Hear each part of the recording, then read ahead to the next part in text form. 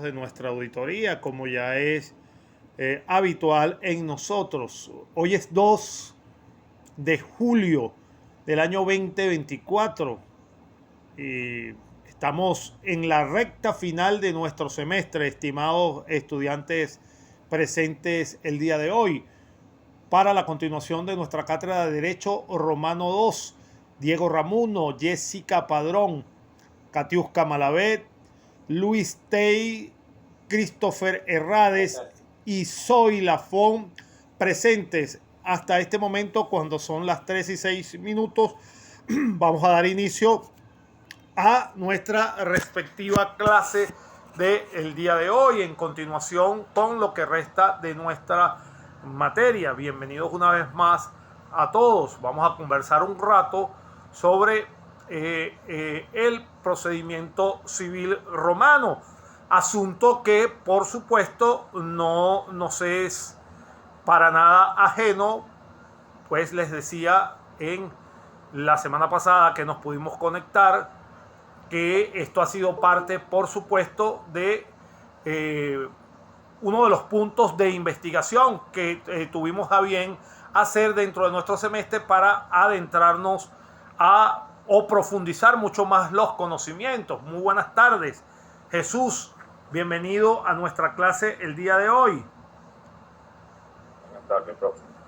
Entonces les decía, bienvenido Jesús, que esta materia del procedimiento civil obviamente no era desconocida para ustedes, puesto que formó parte de la primera asignación de investigación monográfica que con el mismo objetivo yo se las mandé a investigar de primero para solventar esta situación, porque a veces me ha sucedido en cursos anteriores que llegamos al final del semestre muy in extremis y casi siempre me quedo yo con deuda, se lo reconozco, porque no expliqué de manera detallada todo el procedimiento civil en el derecho romano, que para mí, como es la última vez que van a ver derecho romano, es menester, es perentorio, es necesario para mí que se lleven ese complemento para su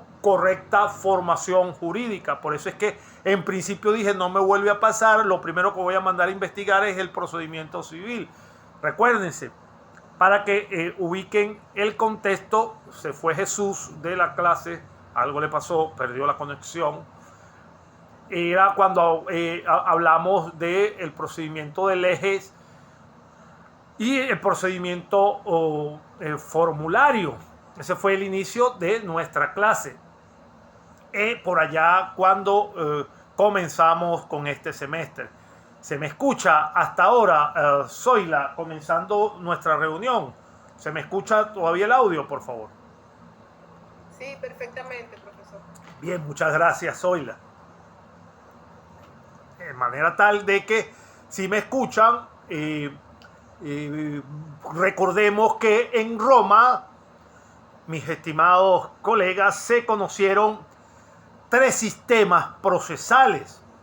Repito, recordemos esa parte investigativa de su monografía que nos presentaron al principio del semestre, que en Roma se conocieron 3 sistemas procesales, los cuales tenían una correspondencia a los diferentes periodos, tanto históricos como políticos, que vivieron en las distintas fases de evolución, de el derecho privado romano.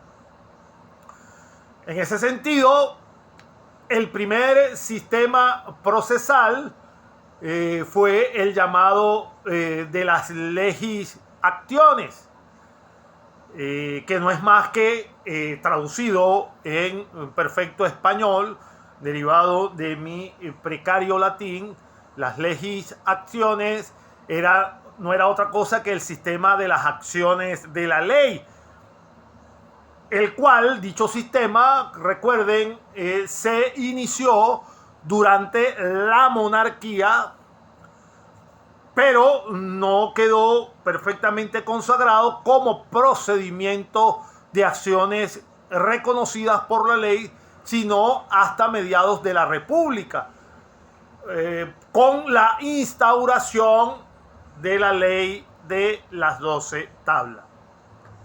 Hasta ahí vamos bien como recapitulación de las legislaciones. El segundo sistema procesal fue el también reconocido por ustedes como el procedimiento per formulae, o dicho en perfecto español como el procedimiento formulario. El procedimiento formulario coexistió por algún tiempo con el de las legislaciones. Al principio solo lo usaron, recuerden, los extranjeros. Más tarde también fueron de utilidad o de uso por los ciudadanos. Y finalmente el procedimiento formulario sustituyó al sistema de las acciones de la ley. Bien, en esta primera parte vamos encaminados recordándonos ambos procedimientos, legislaciones y el procedimiento formulario. Aunque nace desde la época republicana, cobró mayor importancia durante el imperio y corresponde al derecho clásico. Estos dos primeros sistemas consagraron la división del proceso en las dos fases mencionadas anteriormente. Y a ambos sistemas se le conoce dentro de la bibliografía con el nombre genérico de ordenación de los juicios privados.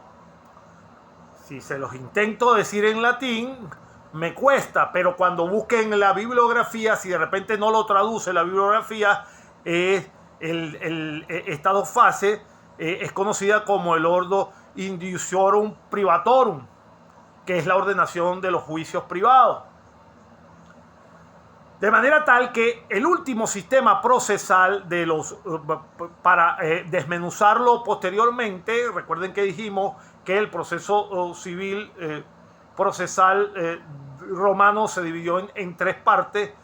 El último sistema fue el procedimiento ordinario, donde el proceso ya era monofásico y la persona que conocía de la acción también iba a conocer de absolutamente todo el procedimiento hasta llegar a dictar incluso la sentencia.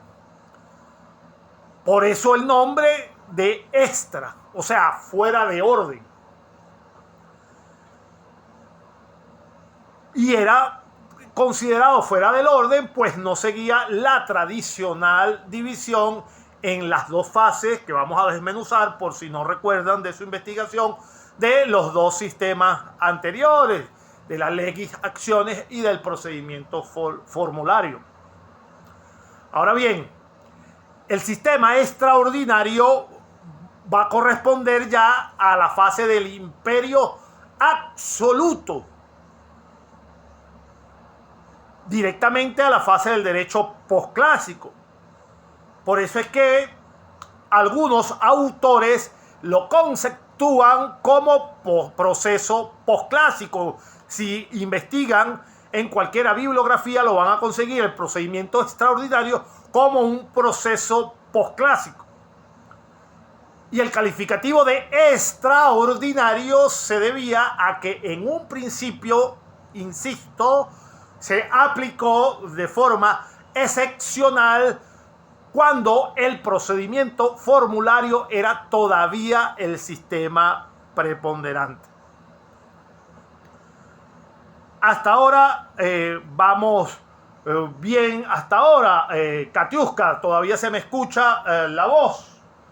Por favor, indícame. Sí, profesor, lo escucha bien todavía. Gracias, Katiuska, muy amable. De nada. Me disculpan por el agua, pero he tenido dos conferencias seguidas y he tenido también actividades en la noche y tengo la voz un poquito sobrecargada. Ya ustedes más o menos me conocen, a veces la voz se me sobrecarga. Muy buenas tardes, Karen, bienvenida a nuestra clase el día de hoy. Buenas tardes, profe. Muy buenas tardes, Giovaneisa, bienvenida a nuestra clase del día de hoy. Giovaneisa, buenas tardes, bienvenida.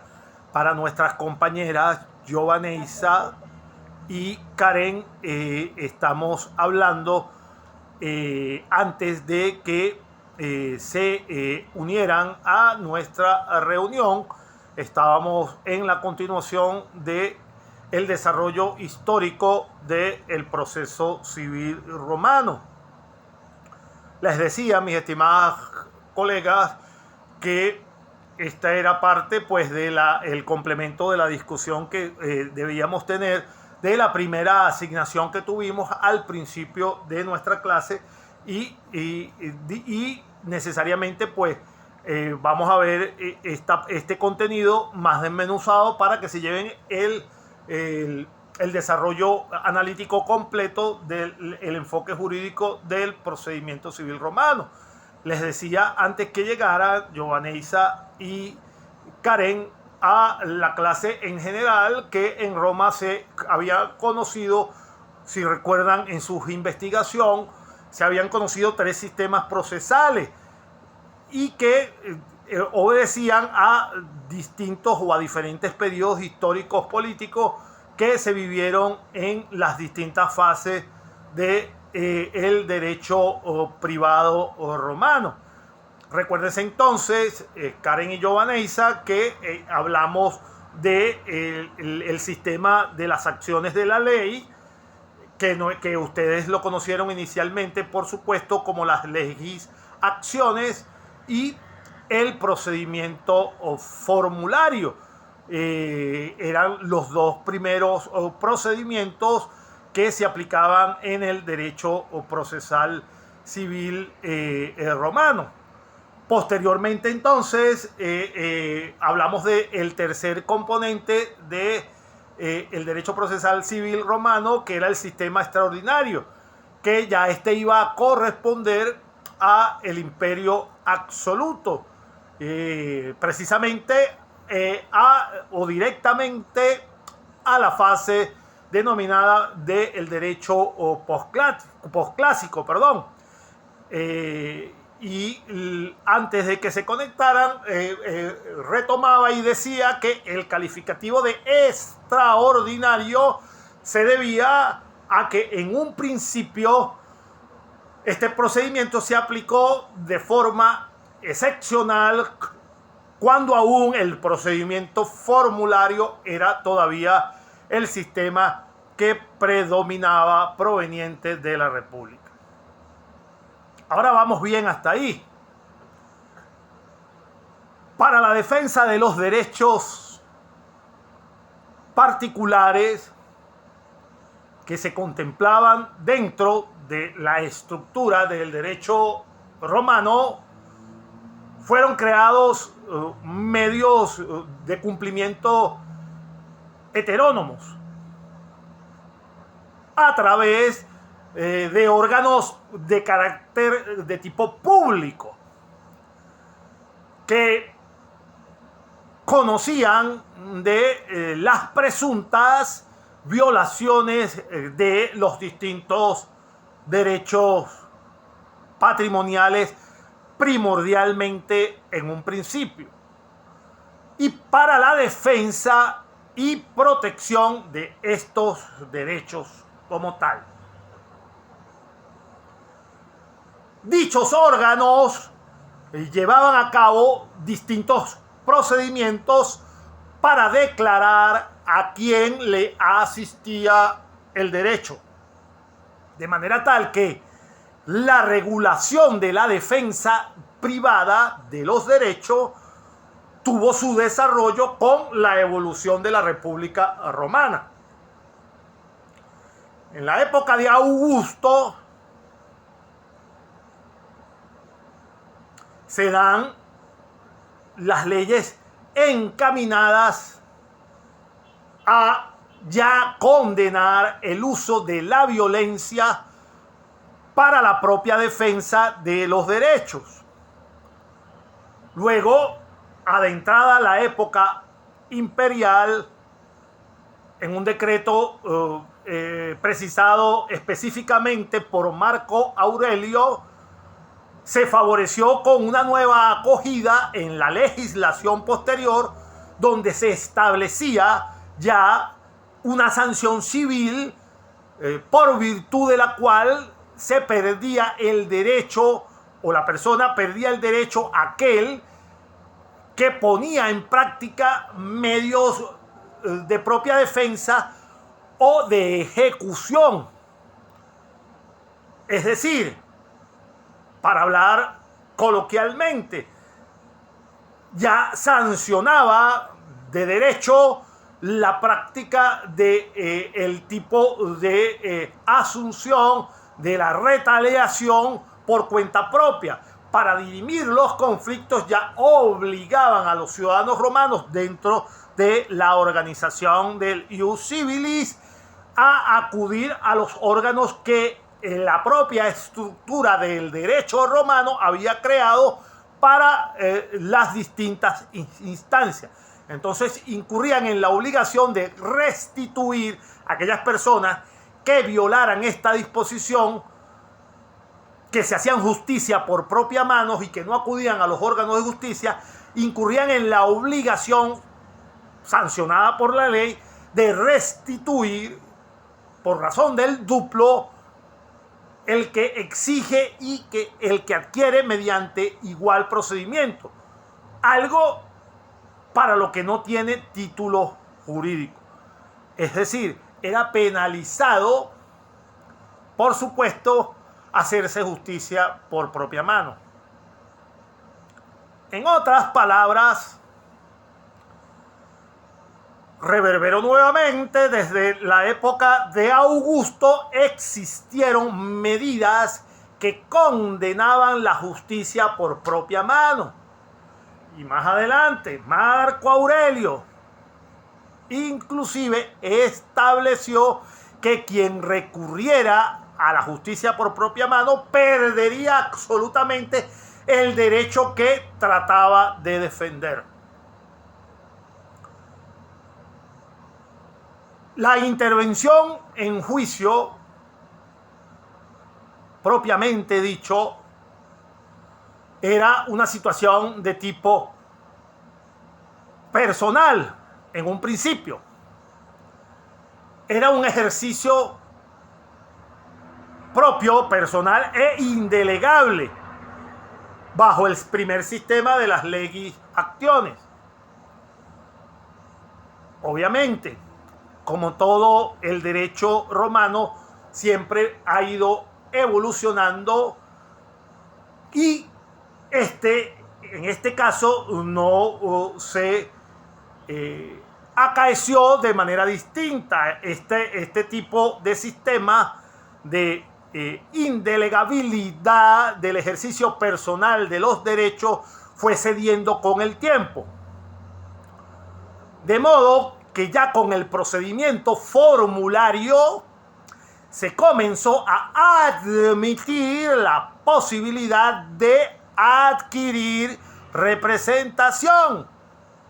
¿Mediante qué? Mediante un apoderado nombrado para cada asunto, una especie de cognitor, o para una serie de otros asuntos como un procurator.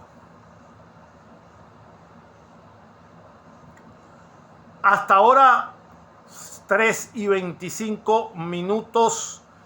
A ver, Luis, ¿se me escucha todavía hasta ahora? Sí, profesor, sí se escucha bien. Bien. Un poquito de agua. Discúlpenme que estoy tomando más agua de lo debido, ya saben la razón. Ahora bien, retomemos. En un principio, la representación en juicio era de tipo personal. Con la evolución del derecho y la aplicación, pasando del trámite de la ley y acciones al procedimiento formulario y pasando, por supuesto, al procedimiento extraordinario, en ese ínterin se comenzó a permitir la representación.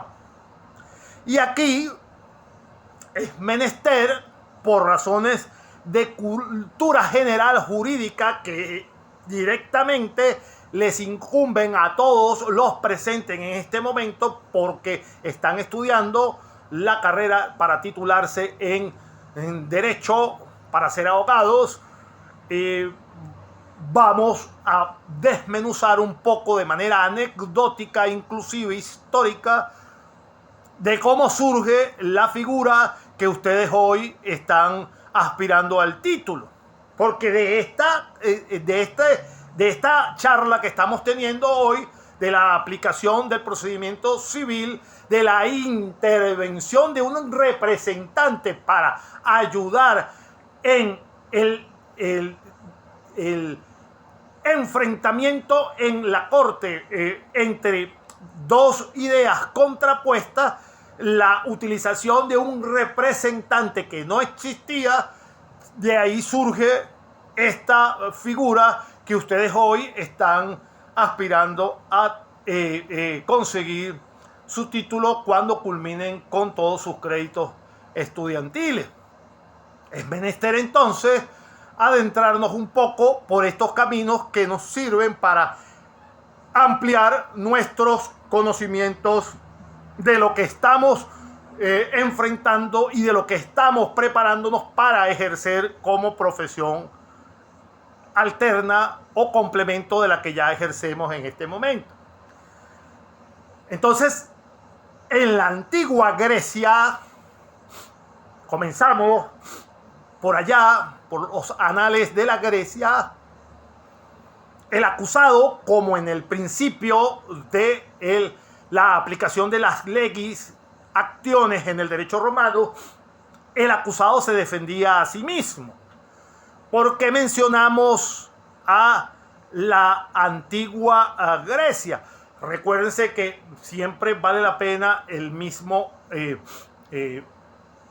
la misma etiqueta. Recuérdense que en un principio la mayor absorción de cultura de toda la ciudad-estado romana fue absorbida en principio de los griegos y posteriormente fueron adicionando una serie de elementos de todos los demás pueblos que fueron conquistando, pero la base fundamental de la cultura romana provenía de la cultura griega.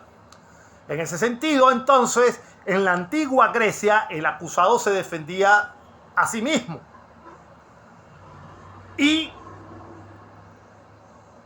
evolucionando, si no se defendía a sí mismo, lo hacía algún amigo o algún vecino que tuviese a bien testificar a su favor para disculpar al imputado del supuesto delito que éste hubiese cometido o que se le estuviese señalando. En Roma, ese vecino que fungía con esa función en la antigua Grecia, ese vecino o amigo, ya en la ciudad de Roma, se fue profesionalizando y entonces acabó intermediando en numerosos pleitos que, por supuesto, a él interceder le daban no solo notoriedad social, una gran presencia social, sino que lo iban llenando a esta persona que intermediaba a favor de sus amigos o de sus vecinos de manera pública, le fue otorgando en un principio prestigio. Ser abogado para la antigua Roma, entonces, ser intermediario, intercesor de los conflictos que tuviesen sus amistades o amigos, era uno de los caminos más directos para acercarse, aproximarse al poder político sin poner en riesgo su vida. El otro camino, obviamente, era la milicia, el ejército. Entonces, tener este tipo de práctica era uno de los caminos más directos para llegar o acceder al poder político. A pesar, inclusive, de que se tuviese o se tuviera un origen plebeyo. Recordemos siempre el contexto, estimados estudiantes, que solo el poder político en la antigua Roma podía accederse siendo patricio. Esto lo deben de tener claro, ya ustedes están al punto de culminar nuestro derecho romano, pero siempre es menester dentro de la discusión seguir el hilo propio de el mismo orden sociohistórico, por si alguno en algún momento se distrae. Giovaneisa, todavía se me escucha, por favor, 3:30. ¿Se me escucha hasta ahora todavía la conversación? Si Giovaneisa está trabajando, le agradezco por favor a Diego o a Jessica que me indiquen si aún se me escucha. Gracias, Diego, muy amable. Sí se le escucha, profe.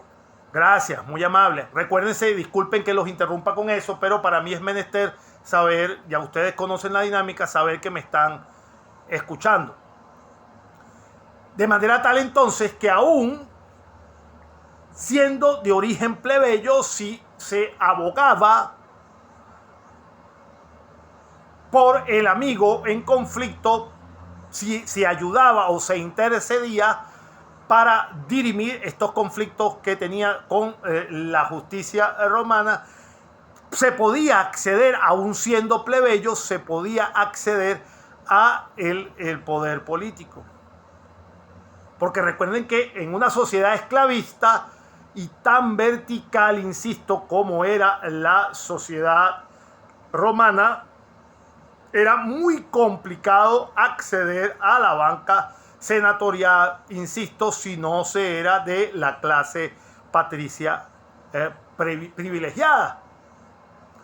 Entonces, siendo plebeyo, podrías medrar e incluso hacerte un rico comerciante de acuerdo a tus habilidades, pero si querías lucir la toga de senador, era muy, pero muy difícil acceder a la misma. Entonces, uno de los medios que consiguieron las personas que tenían ciertas cualidades de oratoria para acceder a senador o a cónsul, que si no se pertenecía a una buena familia, era con esta profesión de advocatus, como la conocían en el antiguo derecho romano, que no es otra cosa que el abogado que conocemos hoy en día. Tenemos un ejemplo dentro de la historia que vale la pena mencionar, como cultura general. Creo que ya se los he nombrado en otras oportunidades. El gran orador que tiene grandes legados escritos sobre su vida. Uno de los libros más memorables, si algún día andan por una biblioteca virtual, se llama La Columnata de Hierro. Cuenta la historia de este orador que vamos a mencionar, que es Marco Tulio Cicerón. Repito, un libro fabuloso, La Columnata de Hierro. Narra las vivencias de Marco Tulio Cicerón y toda la época romana, desde que eran niños incipientes, bisoños, y soñadores, junto inclusive a Julio César. Marco Tulio Cicerón fue coterráneo con Julio César, eran contemporáneos, vivieron en la misma época. De manera tal que este gran orador, en sus comienzos, adquirió gran fama en el foro romano como defensor en muchísimos pleitos. Marco Tulio Cicerón es uno de esos ejemplos de la historia. Imagínate la grandeza de su legado, que hoy en día lo conocemos. Marco Tulio Cicerón no era de familia patricia, era de familia plebeya, pero ha sido uno de los grandes oradores que ha conocido la historia romana. Sin embargo, entonces su origen plebeyo no le impidió acceder al consulado, siendo por supuesto esta la más alta magistratura romana. Entonces, en tiempos de la República, en un inicio, para ubicarnos, este trabajo de abocar por las personas no se permitía cobrar. Era un trabajo gratis. De hecho, en un inicio existía hasta una ley que prohibía expresamente el cobro por defender o abogar por las personas en algún litigio jurídico. Esta ley fue promulgada en el 204 a.C., la ley Cincia. Se consideraba entonces que el ser abogado en esa época, o advocatus, como lo denominaban los romanos, era simplemente un deber ciudadano. Era un deber cívico, servir al Estado, y por consiguiente, como era un deber, recuérdense, mis estimados estudiantes, que todo el servicio público, fíjense cómo se manejaban los romanos, con una, si se quiere, para no ser injusto, pero voy a denominarlo como una especie de un paralelismo en cuanto a su vida que muchos prohombres llevaban, en el sentido de que, por ejemplo, para que se me entienda lo que quiero decir, los romanos abogaban por la moral, las buenas costumbres, el respeto irrestricto de la ley, por lo menos en lo formal público, pero en su vida privada no practicaban esa misma situación. Pero para no ahondar en esos temas, en materia de magistraturas, era un honor servir al Estado. Y aunque existiesen magistrados que se consideraban de familias perfectamente honoríficas, de familias honorables y por supuesto pudientes económicamente, y el cargo de cualquiera de las magistraturas no era remunerado en Roma, se consideraba un honor ejercerlo. Si nosotros nos adentramos a casi toda la bibliografía, vemos como estos mismos magistrados tenían una vida a escondidas, bastante no consona con la moral y las buenas costumbres, y generalmente bastante corruptas.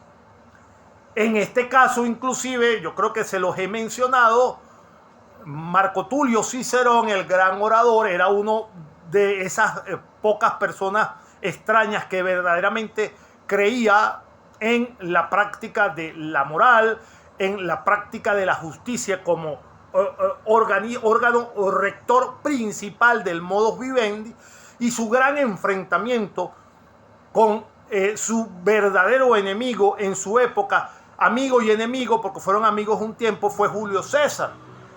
Cuando estaban asesinando a Marco Tulio Cicerón, antes de lo que lo mataran, un año antes, por supuesto, asesinaron a Julio César por otros motivos. Esa historia creo que ya se las he contado.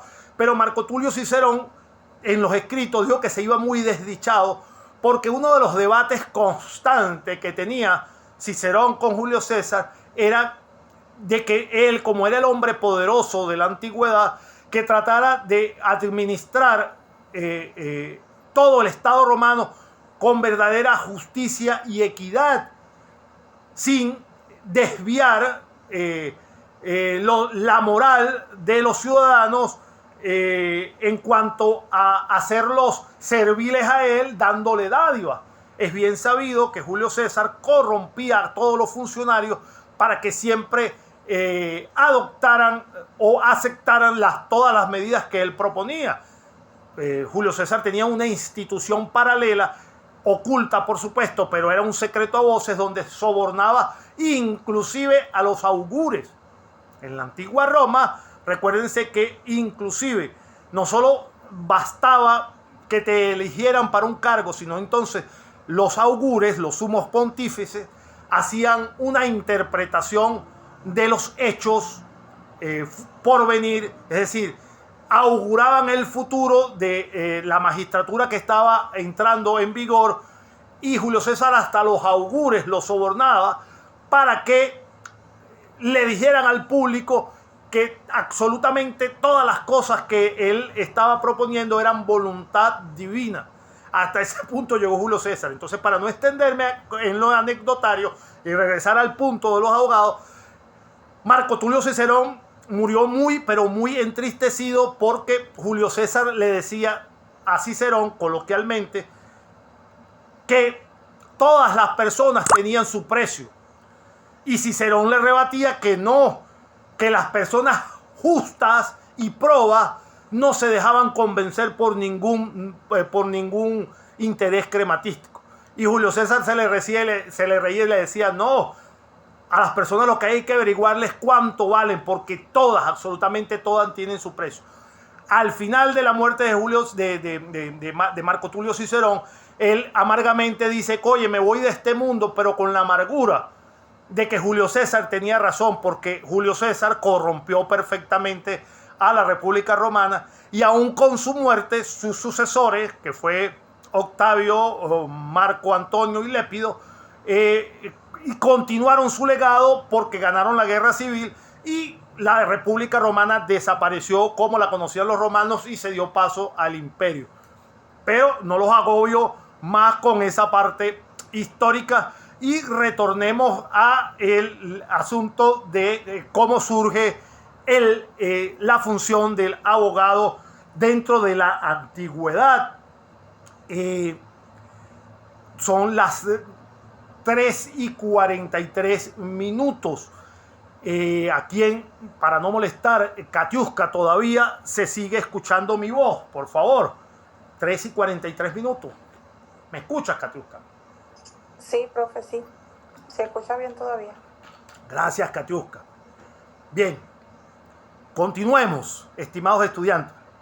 Les decía que inclusive el advocatus era un ejercicio de honor. Era considerado entonces, a pesar de que no tenían un título de abogado como tal, sino el intercesor, el que ayudaba en los litigios a cualquier persona que era acusada de algún delito, tenía que ejercer esa labor sin cobrar en un principio absolutamente nada. Había una ley que prohibía inclusive que cobrara cualquier tipo de emolumento si la persona ejercía ese tipo de actividad.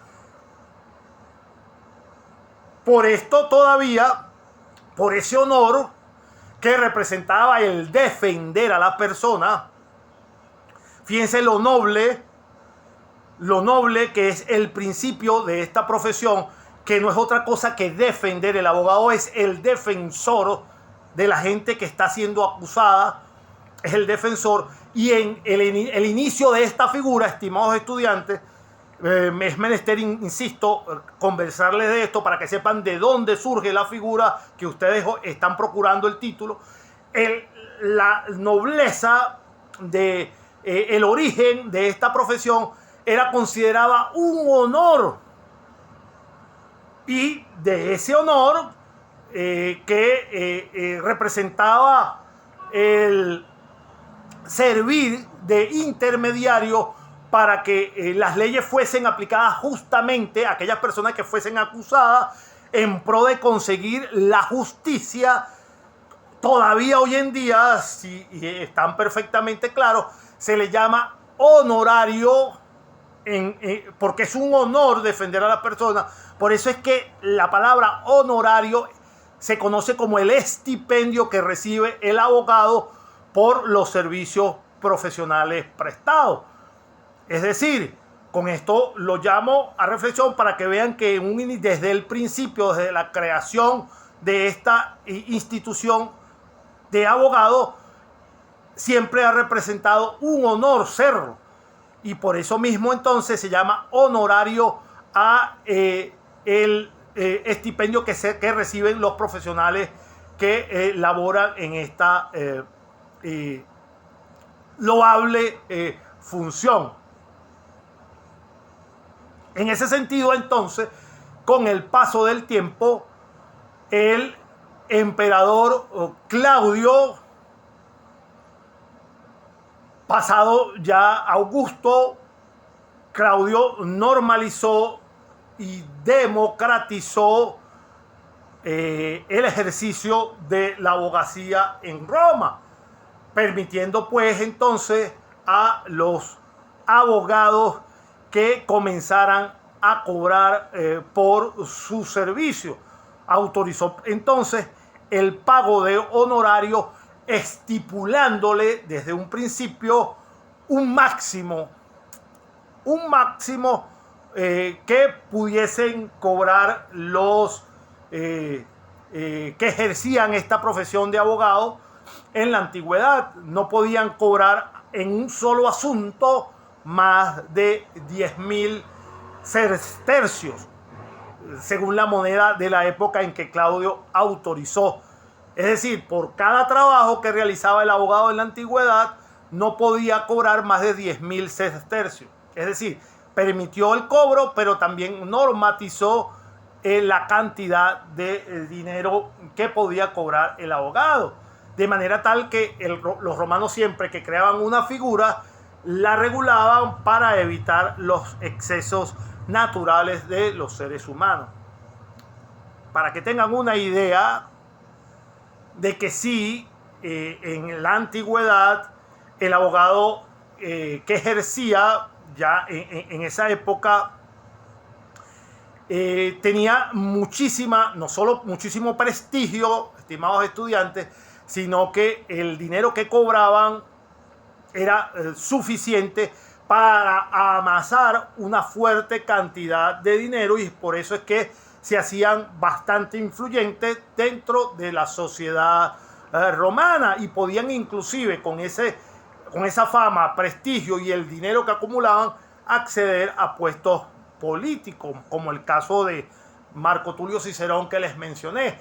Para que tengan una idea, según los estudios que uno se halla dentro de la bibliografía, la correspondencia entre sestercios y el dólar, por poner un ejemplo, si uno hace una equiparación un poco ficticia, porque no tenemos el parámetro completo, pero los expertos han hallado hacer una comparación. Muy buenas tardes, Yulimar, bienvenida a nuestra clase del día de hoy.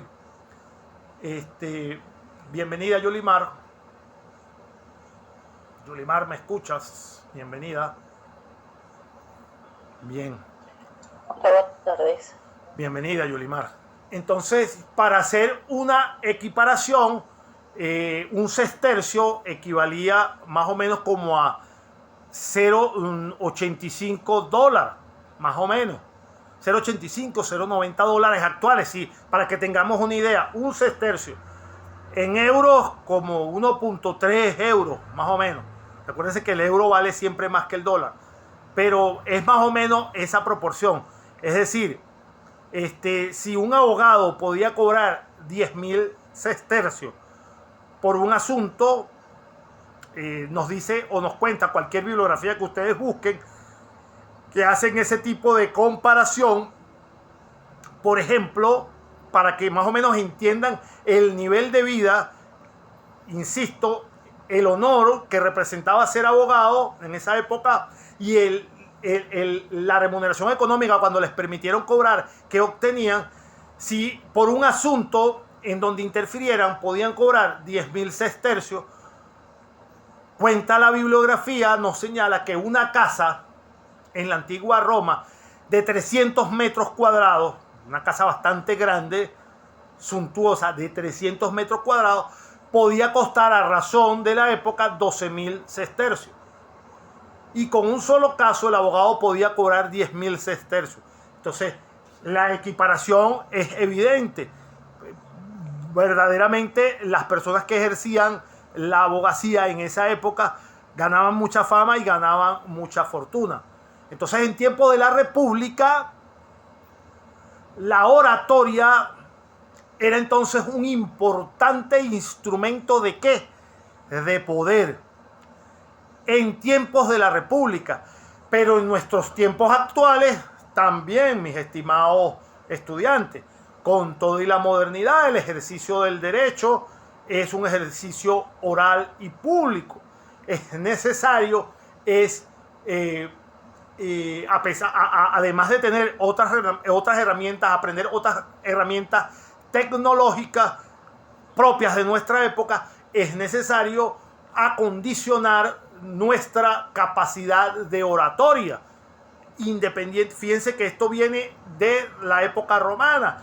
Actualmente también es una herramienta esencial que debemos contar con una perfecta dicción, una capacidad de relatar, de construir, de interpretar los hechos, de describirlos de una manera detallada, clara y fuerte, que se nos entienda y que tengamos convicción para manejar cada uno de nuestros casos. Fíjense entonces como cada elemento que estudiamos de la antigüedad en el derecho romano, si prestamos verdaderamente atención, nos sirven de utilidad con todo lo avanzado que estamos en el siglo XXI. Entonces, en la República la oratoria era un importante instrumento de poder y quien hablaba bien y convencía a su público tenía un lugar en el foro como abogado. Y si se dominaba el arte de la retórica, entonces terminaba dentro del Senado, porque, insisto, la oratoria en esa época era un instrumento de valor. En esa época y en esta también. Entonces, en la etapa republicana se dio rienda suelta a la expresión oral con total libertad. Nos cuenta la bibliografía que se podía criticar en el foro romano a senadores, a cualquier magistrado, inclusive con una fuerte retórica se podía criticar hasta los mismos cónsules. Eso era perfectamente permitido. Y el tener esa oratoria te presentaba ante toda la ciudadanía como una persona con muchísimo prestigio y digna de seguir. Entonces, en esa época todos eran puestos en telas de juicio. Obviamente, por supuesto, el propio Julio César, ya le conté las anécdotas de cuántas veces Marco Tulio Cicerón en público criticaba el accionar corrupto de este Julio César. Perfectamente esa situación de crítica se terminó, insisto, abiertamente cuando los herederos de Julio César, una vez es asesinado, toman el poder.